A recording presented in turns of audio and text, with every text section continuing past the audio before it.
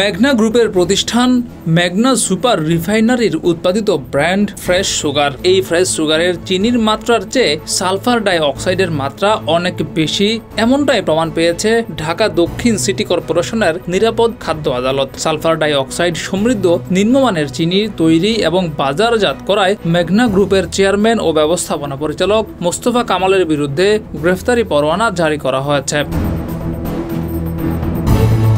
এছাড়া বাংলাদেশের বাজারে নিম্নমানের কিটক্যাট চকলেট বাজারজাতের অভিযোগে নেসলে বাংলাদেশের ব্যবস্থাপনা পরিচালক দীপাল আবে বিক্রমা ও পাবলিক পলিসি ম্যানেজার রিয়াসাত জামানের বিরুদ্ধে গ্রেফতারি পরোয়ানা জারি করেছে আদালত। মামলা দুটির বাদী খাদ্য পরিদর্শক কামরুল যাচাই বাছাইয়ে পাওয়া তথ্যের বরাতে বলেন, খাদ্য উৎপাদনকারী কোম্পানি দুটি জনস্বাস্থ্যের ঝুঁকি তৈরি করে এমন নিম্নমানের পণ্য বিক্রি করছে।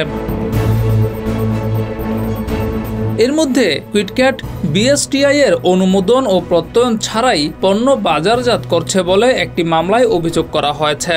আর মেঘনা সুগারের বিরুদ্ধে আরেক মামলায় অভিযোগ করা হয়েছে এ কোম্পানির চিনিতে চিনির মাত্রা কম কিন্তু সালফারের উপস্থিতি পাওয়া গেছে।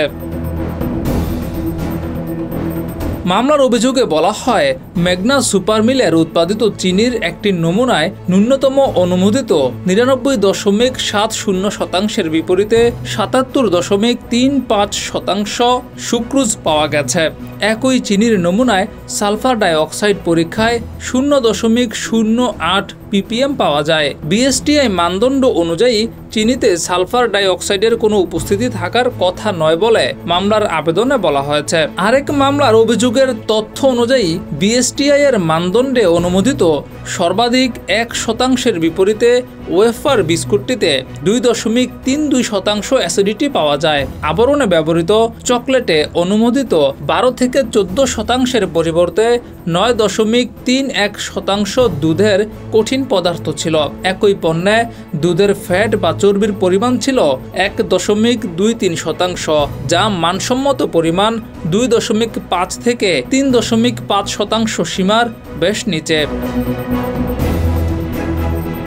তবে অভিযোগ অস্বীকার করা হয়েছে নেসলে বাংলাদেশের পক্ষ থেকে। কিটক্যাটের মতো প্রোডাক্টের জন্য বিএসটিআই কোনো স্ট্যান্ডার্ড ডেভেলপ করেনি, যে কারণে কিটক্যাটে কিন্তু বিএসটিআই এর কোনো সিল থাকে না। এই পণ্য পরীক্ষা করে সরকারের আরেকটি সংস্থা বিসিএসআইআর। প্রত্যেকটা কনসাইনমেন্ট ছাড়ের জন্য এই পণ্য পরীক্ষার পর বিসিএসআইআর এর প্রতিবেদন নেওয়া হয়, সেটি দেখেই পণ্যটির ছাড়পত্র দেয় কাস্টমস, এমনটাই জানানো হয়েছে নেসলে বাংলাদেশের পক্ষ থেকে। ডেস্ক রিপোর্ট, যুগের চিন্তা।